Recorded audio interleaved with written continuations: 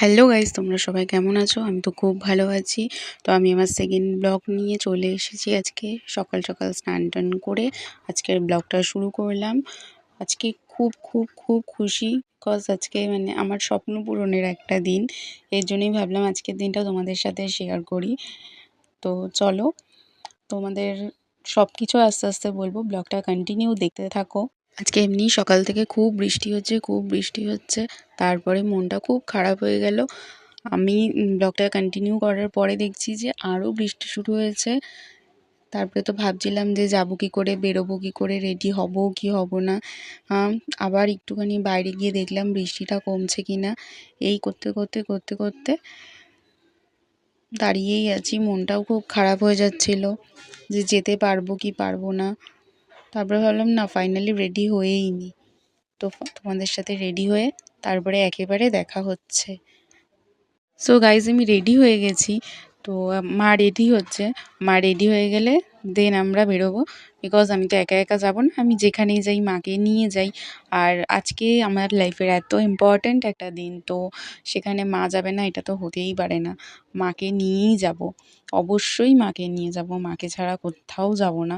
তো চলো যাওয়া যাক। সো ফাইনালি আমরা বেরিয়ে গেলাম। আমি বেরিয়ে গেছি, মাও বেরিয়ে গেছে। এবার চলো তারপরে দেখা যাক আমরা কোথায় যাচ্ছি, আজকে কি কিনবো না কিনবো সব কিছু দেখতে পাবে। সো চলো এখন টোটো ধরবো, টোটো ধরে স্টেশন যাব। স্টেশনে গিয়ে তারপরে আবার তোমাদের সাথে দেখা হচ্ছে। টাটা।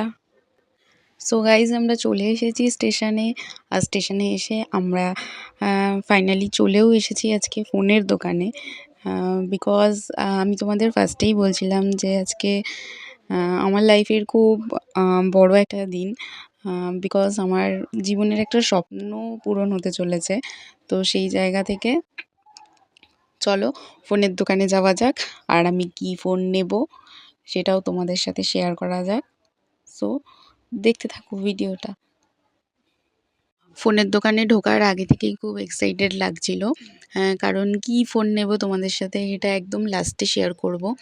আর আমি সব সময় কি অনেক বছর ধরে অনেক বছর ধরেই আমি এই দোকান থেকেই ফোন নিই। যবে থেকে আমি ফোন ইউজ করছি তবে থেকে এই দোকান থেকেই নিচ্ছি। বিকজ দাদাদের ফোনের মানে কোয়ালিটি বলো খুব ভালো, ফোনও খুব ভালো দেয়।